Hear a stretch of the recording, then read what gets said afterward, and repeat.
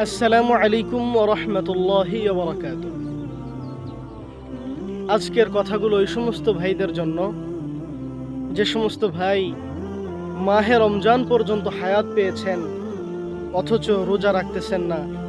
সারাদিন বিভিন্ন আড্ডায় খেলতামাশায় ব্যস্ত, চায়ের দোকানের পর্দার আড়ালে সময় ব্যয় করছেন, বিভিন্ন হাসি তামাশার ভিতরে দিন কাটতেছে। তারা ওই দিনের কথা স্মরণ করেন যেই দিন সম্মানিত রোজাদারদেরকে মহান আল্লাহ সুবহানাহু ওয়া তাআলা নিজ হাতে পুরস্কৃত করবেন।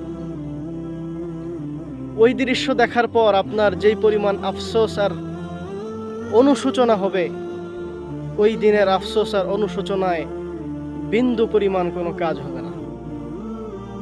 তাই সময় থাকতে সময়ের মূল্য দেন। এই সময় ওই কঠিন মুহূর্তগুলোতে কাজে দেবে ইনশাআল্লাহ।